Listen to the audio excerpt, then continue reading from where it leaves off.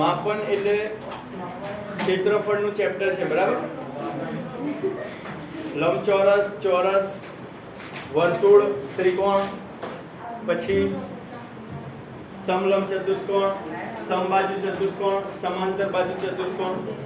દરેક વસ્તુના પહેલા તો ક્ષેત્રફળ શોધવાના સૂત્રો યાદ રાખવાના. અને પહેલા પણ કીધું હતું પૃષ્ઠફળ અને ઘનફળ ધોરણ 9 માં આવે છે અને 10મા ધોરણમાં પણ ચેપ્ટર આવે છે, બરાબર? એટલે આના પરથી તે એમાં આગળ યુઝ થાય છે, એટલે એટલા માટે મહત્વનું છે ચેપ્ટર. તો લંબચોરસનું ક્ષેત્રફળ લંબાઈ ગુણ્યા પહોળાઈ, પછી ચોરસનું લંબાઈ ગુણ્યા લંબાઈ, અને એ જ રીતે પરિમિતિ, બરાબર? લંબચોરસ ચોરસનું આવડે. પછી વર્તુળની પરિમિતિ 2πr, વર્તુળની પરિમિતિ 2πr, અને વર્તુળનું ક્ષેત્રફળ πr². જેમ એક્ઝામ્પલ આવશે એમ કરાઈશ, બરાબર? પછી ત્રિકોણનું ક્ષેત્રફળ અને ત્રિકોણની પરિમિતિ અડધો ગુણ્યા પાયો ગુણ્યા પાયાનો વેધ, પાયા પરનો વેધ. હા, ત્રિકોણનું ક્ષેત્રફળ 1/2 પાયો ગુણ્યા વેધ શોર્ટમાં, બરાબર? જો આ ત્રિકોણનું ક્ષેત્રફળ છે અને પરિમિતિ, તો ત્રણેય બાજુનો સરવાળો, બરાબર? એક જણ આગળ આવી જાવ, ત્યાંથી 4 બેઠા છો ને, એક આગળ આવી જાવ, 2 જણ જ છે, બહાર નથી ને કોઈ? આગળ બહાર નથી ગયું ને, બાજુમાં કોઈ? હા, એક જણ આગળ આવી જાવ, બેગ લઈને આવી જાવ, બેગ લઈને. હા, બેસી રહો, વાંધો નહીં. જો ત્રિકોણનું ક્ષેત્રફળ 1/2 પાયો ગુણ્યા વેધ, આ તમારે ધોરણ 8 સુધી યુઝ થશે. ધોરણ 9 માં 9 સૂત્ર આવશે ત્રિકોણના ક્ષેત્રફળનું. એરોનું સૂત્ર કહેવાય એને, બરાબર? આ એવું છે સૂત્ર, અમુક ત્રિકોણ એવા હોય જેમાં યુઝ ના થઈ શકે, જવાબ ના આવે. આનો જવાબ આવે તો પોઈન્ટમાં આવે કે વર્ગમૂળમાં આવે, ઓકવર્ડ જવાબ આવે, બરાબર? ગણવામાં પ્રોબ્લેમ થાય. પણ ધોરણ 8 સુધી તો આ જ છે. ધોરણ 9 માં એરોનું સૂત્ર કરીને ત્રિકોણના ક્ષેત્રફળનું નવું સૂત્ર આવશે, જે દરેક ત્રિકોણ માટે યુઝ થઈ શકે. આગળ તમે કોલેજમાં જાઓ ગમે ત્યાં, બરાબર? એરોનું સૂત્ર આવશે ધોરણ 9 માં. પછી બરાબર, ચોરસ, લંબચોરસ, વર્તુળ અને ત્રિકોણ, 4 વસ્તુ આવી ગઈ. બીજી નવી આવશે આ ચેપ્ટરમાં. જો પેજ નંબર 170 પર આપેલું છે કોષ્ટક ઉપર, બરાબર? એ તો તમને આવડે છે, જૂનું છે, આવી ગયેલું. અને નીચે પ્રયત્ન કરો વાળી એક્સરસાઇઝ છે, એમાં ક્ષેત્રફળ શોધવાના છે. બાજુમાં જવાબ આપેલા છે, ઓપ્શન છે એવું સમજવાનું, બરાબર? આપણે એક્ઝામ્પલ લઈશું, એમાં અલગ અલગ આકાર આવશે, એટલે અલગ અલગ વસ્તુના ક્ષેત્રફળ આવી જ જશે, બરાબર? એટલે બહુ ચિંતા નહીં કરવાની. જો પહેલું છે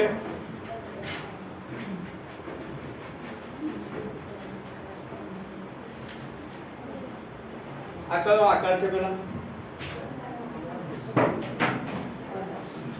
સમબાજુ ચતુષ્કોણ. સમબાજુ નથી, સમાંતર બાજુ. સમાંતર બાજુ છે, બરાબર? સમબાજુમાં બધી બાજુ સમાન હોય. જો 14 આપ્યું છે અને 7, તો આના ક્ષેત્રફળનું સૂત્ર b ગુણ્યા h થાય. આ b છે અને આ h છે, તો 14 * 84, બરાબર? બાજુમાં આપેલો છે ઓપ્શન.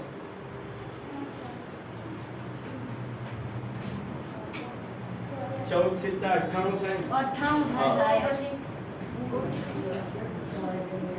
બરાબર? તો 98 થશે. એ બાજુમાં આપેલું છે ઓપ્શનમાં, બુકમાં જુઓ. એ જ પ્રમાણે નીચે છે લંબચોરસ. લંબચોરસમાં પણ 14 ગુણ્યા 7, બરાબર? 14 * 98.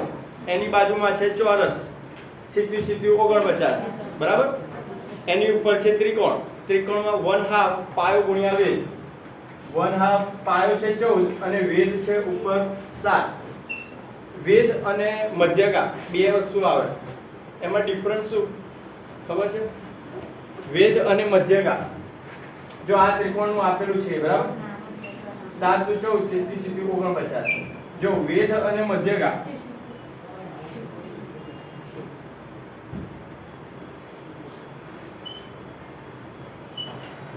બે ત્રિકોણ છે બરાબર. વેધ એટલે એકદમ સૌથી મોટો ભાગ લેવાનો, ટોચ હોય ત્યાંથી લંબ લેવાનો સામેની બાજુએ, અને મધ્યગા એટલે ટોચ હોય એ લેવાની અને સામેની બાજુ છે એનો મધ્ય ભાગ લેવાનો, સેન્ટર. મધ્યગા એટલે બરાબર એ આડી આવે તો ચાલે, આ કહેવાય મધ્યગા.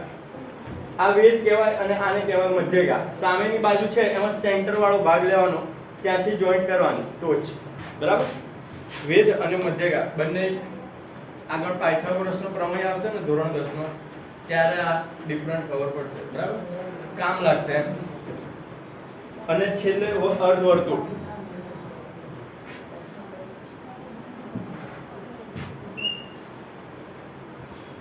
આ છે 14 અને હાઈટ છે 7. તો વર્તુળનું ક્ષેત્રફળ શું કીધું?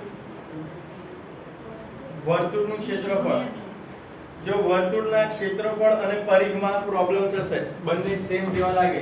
ક્ષેત્રફળ એટલે પાઈ r નો વર્ગ, પાઈ r સ્ક્વેર, અને પરિઘ બગડો આગળ લઈ જવાનો 2 પાઈ r, બરાબર, કન્ફ્યુઝન થઈ શકે. ક્ષેત્રફળ તો અહીંયા આપણને અર્ધવર્તુળ આપ્યું છે, બરાબર. ક્ષેત્રફળ છે પાઈ r સ્ક્વેર. અડધું વર્તુળ છે એટલે બગડો કર્યો છે નીચે, સમજણ પડી ગયા? આખાનું ક્ષેત્રફળ પાઈ r સ્ક્વેર છે અને અડધું વર્તુળ છે એટલે નીચે બગડો હાફ. તો એમાં r ની કિંમત શું થશે? આમાં r ની કિંમત શું થશે? 7 પણ છે અને 14. તો r એટલે શું થાય? r એટલે ત્રિજ્યા થાય, બરાબર. તો ત્રિજ્યા કેટલી થશે આમાં? પાઈ છે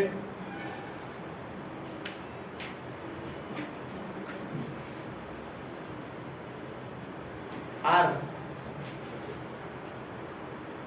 જો આખું હોય કેન્દ્ર આવે, આ ત્રિજ્યા થાય એની, બરાબર. ત્રિજ્યા હોય એનું ડબલ વ્યાસ થાય. ત્રિજ્યાને r કહેવાય અને બે ત્રિજ્યા ભેગી કરે એટલે આની ડબલ થાય, આનું ડબલ થાય એટલે બને d, જેને કહેવાય વ્યાસ. તો અહીંયા જો અર્ધવર્તુળ છે, આ અર્ધવર્તુળ આટલો ભાગ આપણને આપેલો છે, આ છે d વ્યાસ. તો વ્યાસનું અડધું શું થાય? ત્રિજ્યા, બરાબર. તો આ 14 છે તો એનું અડધું શું થાય? આ ભાગ 7, બરાબર. તો 7 નો વર્ગ છેદમાં 2, સાદું રૂપ આવડશે, બરાબર. હવે જો આ વસ્તુ ના કરવી હોય તો અહીંયા પણ તમને ત્રિજ્યા આ 7 આપેલી છે. એનું કારણ શું? તો આખું વર્તુળ હોય એનું આ કેન્દ્ર છે, તો આ બાજુનો ભાગ લઈએ, આ બાજુ લઈએ, આ કે આ ત્રિજ્યા હંમેશા સરખી જ હોય, બરાબર. વર્તુળ દોરવા માટે તમારે ત્રિજ્યાનું માપ લેવું પડે, પછી પરિકર મૂકીને વર્તુળ દોરાય. એટલે કેન્દ્રથી ચારે બાજુનું માપ સરખું જ આવે, બરાબર. એટલે આને પણ તમે ત્રિજ્યા લઈ શકો, સેમ જ આવે, આ લો કે આ, બરાબર. ખાલી વર્તુળના સૂત્રમાં પ્રોબ્લેમ થશે. અને ક્ષેત્રફળ ખબર પડી ને, પાઈ r સ્ક્વેર, અને અડધું હોય તો નીચે 2 વડે ભાગી કાઢવાના.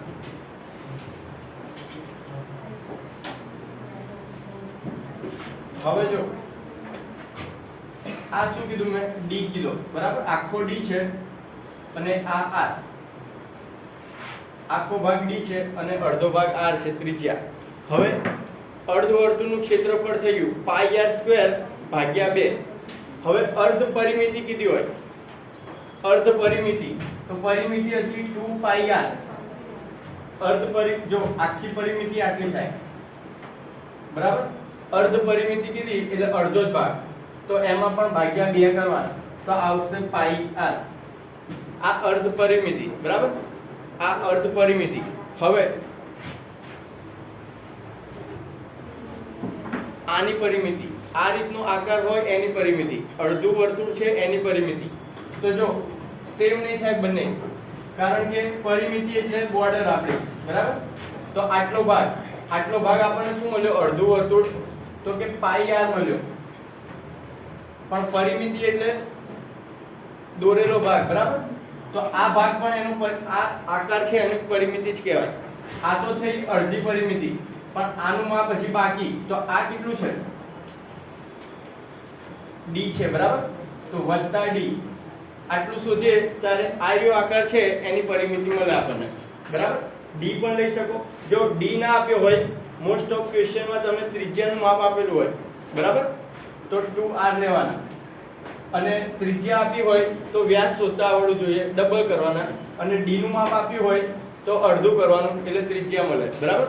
બંને વસ્તુ મારા ખ્યાલથી સાથે ના આવે, નહીતર કોઈ મતલબ ના રહે આનો, બરાબર?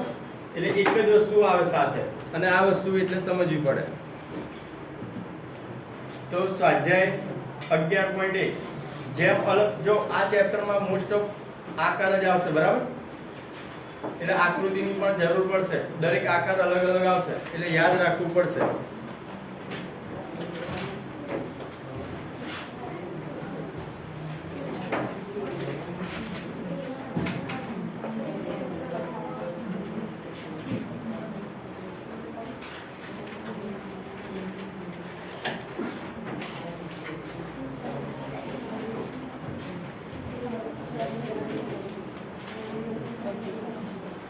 સ્વાધ્યાય 11.1 જો પહેલો પ્રશ્ન છે, એક ચોરસ આપ્યું છે અને એક લંબચોરસ આપ્યું છે, અને આપણને એવું કીધું છે કોનું ક્ષેત્રફળ વધારે થશે, બરાબર?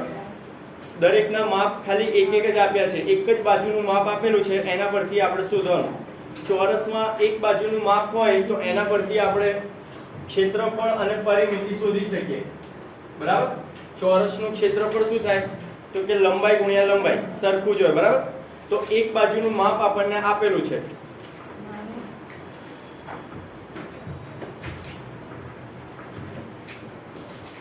તો ચોરસનું ક્ષેત્રફળ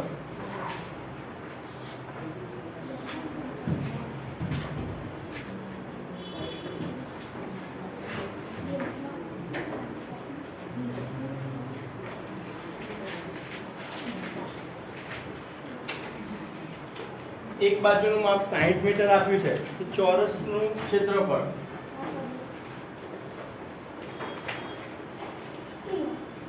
લંબાઈ ગુણ્યા લંબાઈ, બરાબર? લંબાઈ ગુણ્યા લંબાઈ, તો લંબાઈ આપી છે 60 મીટર, તો 60 મીટર ગુણ્યા 60 મીટર, તો 3600 અને મી એટલે મીટર, 2 મીટર છે તો શું થઈ જાય? મીટરનો સ્ક્વેર, બરાબર? તો આ ચોરસનું ક્ષેત્રફળ મળ્યું. હવે ચોરસની પરિમિતિ,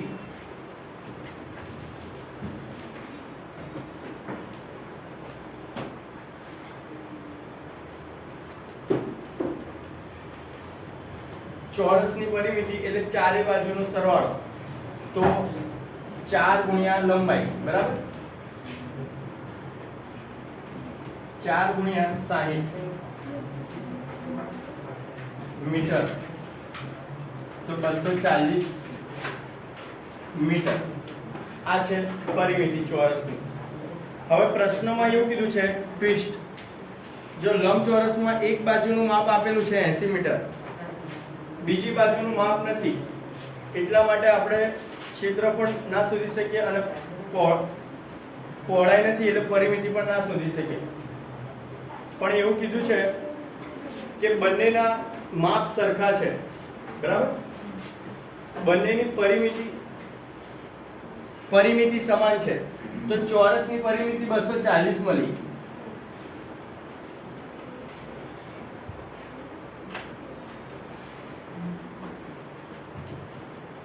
જો ક્વેશ્ચનમાં એવું કીધું છે ચોરસની પરિમિતિ અને લંબચોરસની પરિમિતિ બંનેની સમાન છે, તો લંબચોરસની પરિમિતિ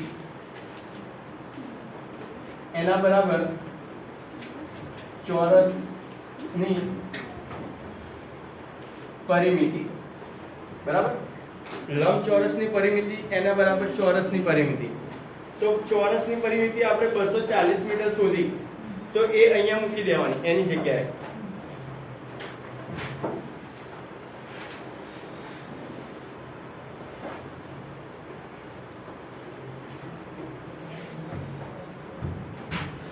લંબચોરસની પરિમિતિ શોધવાની છે તો એનું સૂત્ર શું થાય લંબચોરસની પરિમિતિનું 2 ગુણ્યા લંબાઈ વત્તા પહોળાઈ બરાબર 2 લંબાઈ વત્તા પહોળાઈ તો લંબચોરસની પરિમિતિ હતી એની જગ્યાએ આપણે એનું સૂત્ર મૂકી દીધું હવે છે ચોરસની પરિમિતિ તો ચોરસની પરિમિતિ લખવાનું નથી પણ આપણે જે શોધી ચોરસની પરિમિતિ એ અહીંયા લખવાની છે 240 મીટર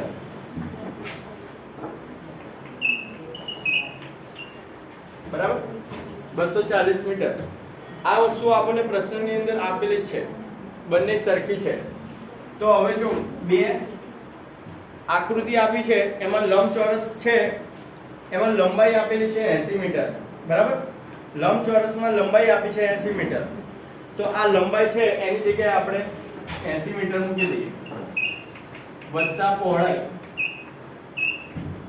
બરાબર 240 મીટર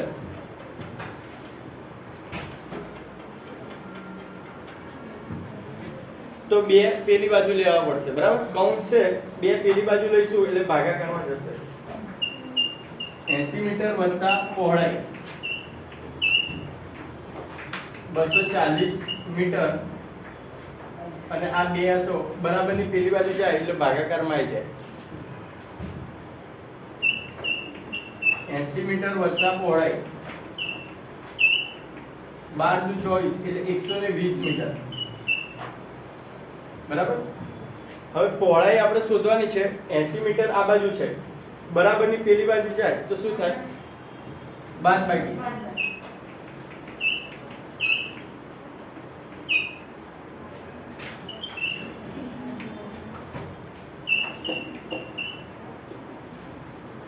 તો પહોળાઈ કેટલી મળશે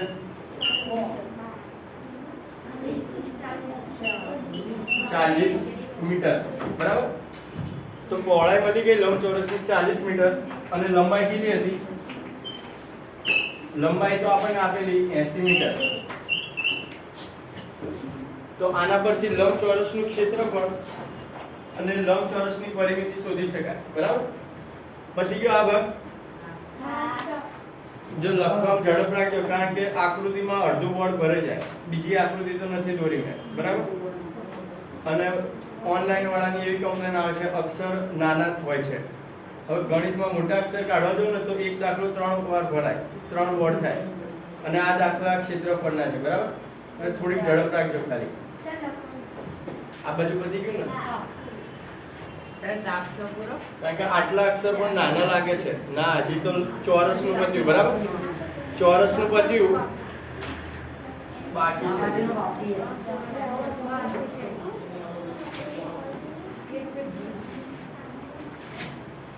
હવે લંબચોરસ માટે પહોળાઈ મળી ગઈ અને લંબાઈ મળી ગઈ બરાબર તો લંબચોરસનું ક્ષેત્રફળ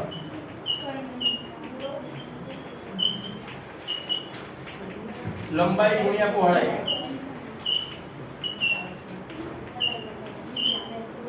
તો લંબાઈ છે 80 મીટર અને પહોળાઈ 40 મીટર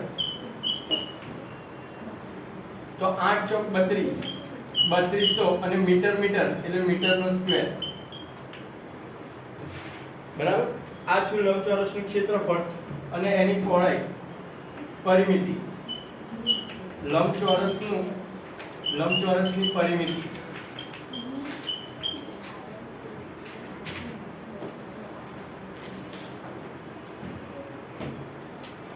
બે ગુણ્યા લંબાઈ વત્તા પહોળાઈ લંબાઈ 40 લંબાઈ 80 મીટર પહોળાઈ 40 મીટર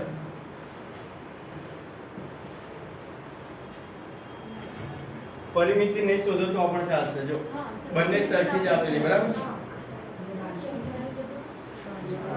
લખ્યું હોય એને વાંધો નહીં આગળ એક જ સ્ટેપ હતું સરવાળો ગુણાકાર બરાબર શોધો તો પણ ચાલે હવે જો ક્વેશ્ચનમાં શું કીધું હતું કયા ખેતરનું ક્ષેત્રફળ વધારે બરાબર હવે લંબચોરસનું ક્ષેત્રફળ આપણને મળ્યું 3200 અને ચોરસનું કેટલું હતું? ચોરસનું ક્ષેત્રફળ 3600 મીટર 3600 મીટર સ્ક્વેર, બરાબર? 3600 મીટર સ્ક્વેર. તો કોનું વધારે હતું એવું કીધું હતું? તો ચોરસનું ક્ષેત્રફળ વધારે, બરાબર?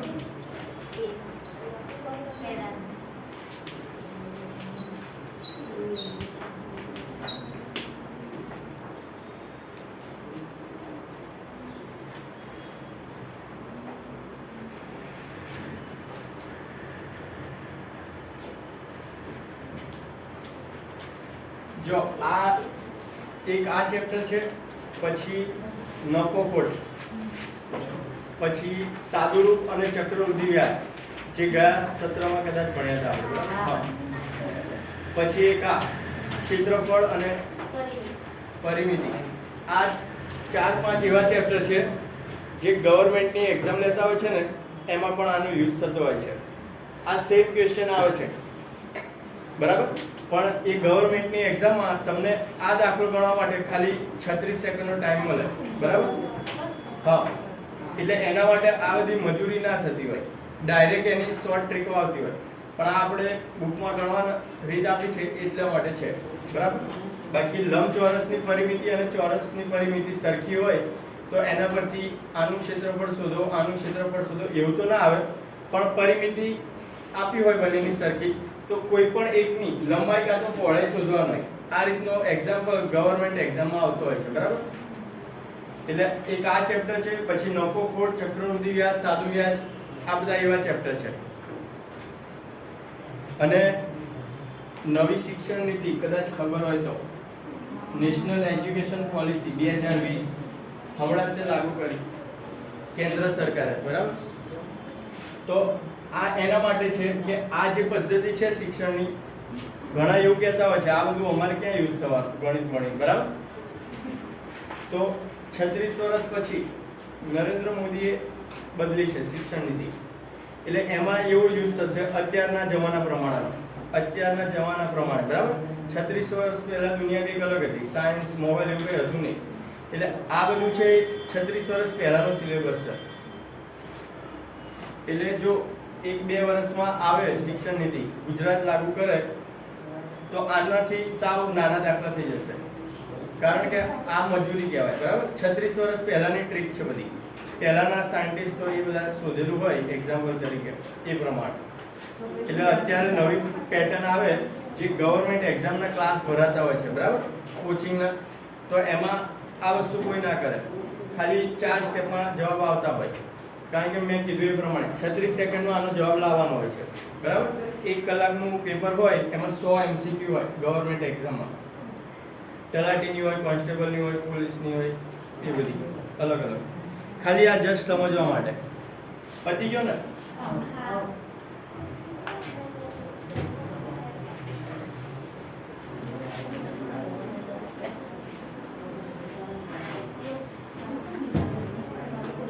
પછી જો પ્રશ્ન નંબર 2 એમાં પણ એક આકૃતિ આપેલી છે, ચોરસ પ્લોટ છે, બાજુમાં આપેલો છે, બરાબર? બીજા પ્રશ્નની આકૃતિ ચોરસ પ્લોટ છે, એમાં વચ્ચે લંબચોરસ બીજો પ્લોટ છે. જે ચોરસ બ્લેક કલરનો ભાગ છે એમાં બગીચો બનાવવાનો છે અને વચ્ચેનો લંબચોરસ ભાગ છે એમાં મકાન બનાવવાનું છે, બરાબર? તો મકાન બનાવવાનું છે, બગીચો છે એનું ક્ષેત્રફળ શોધવાનું કીધું છે.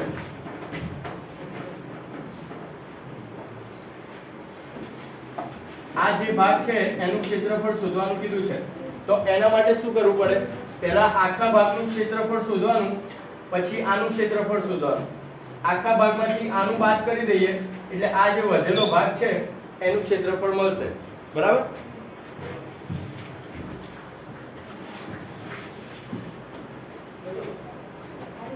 પ્રશ્ન 2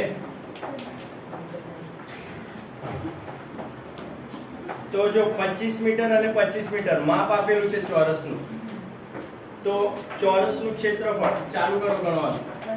ચોરસનું ક્ષેત્રફળ એક બાજુનું માપ 25 મીટર આપેલું જ છે,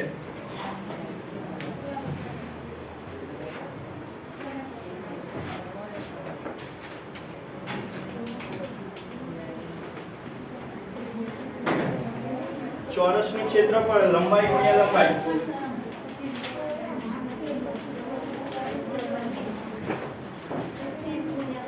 25 ગુણ્યા 25.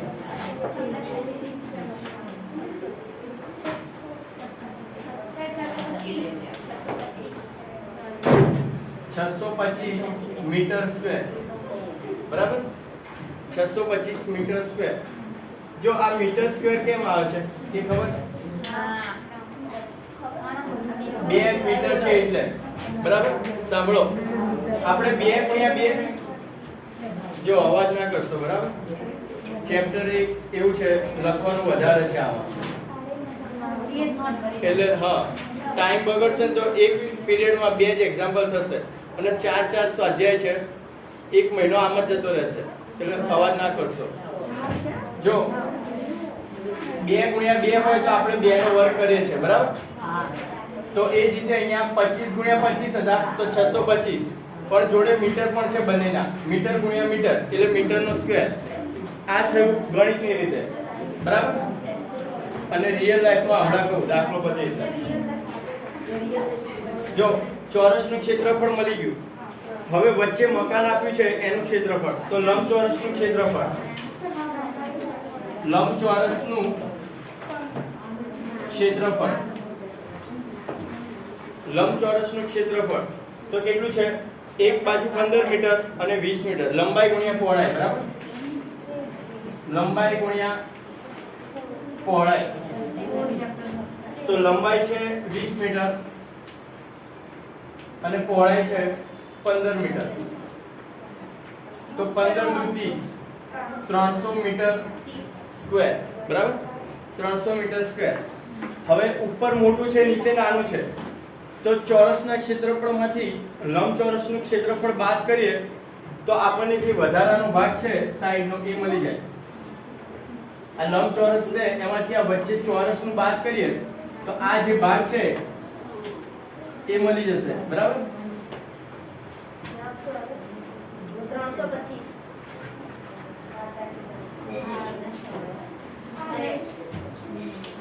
ચોરસનું ક્ષેત્રફળ માઈનસ લંબચોરસનું ક્ષેત્રફળ, બરાબર? તો 625 metre square minus 300 metre square, તો 325 મીટર સ્ક્વેર. આ શેનું માપ મળ્યું? તો જો આકૃતિમાં લખેલું છે, આ જે ભાગ મળ્યો આપણને એનું નામ છે બગીચો.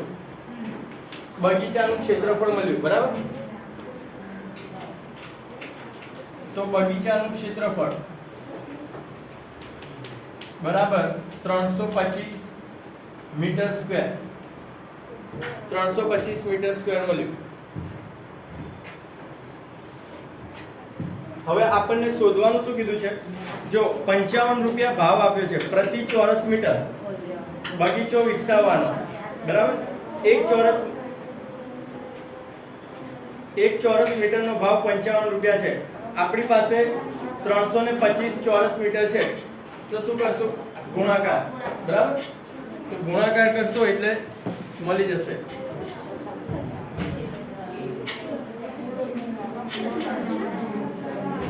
બગીચાનો ખર્ચ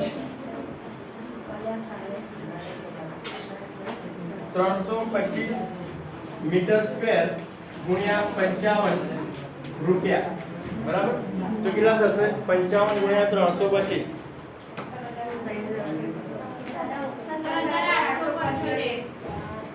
17,875 પાછળ શું છે? રૂપિયા. આ રૂપિયા શોધ્યા, બરાબર? ખર્ચો રૂપિયા, તો આટલો ખર્ચો થાય, બરાબર? બગીચામાં ફૂલ છોડ રોપવાનો.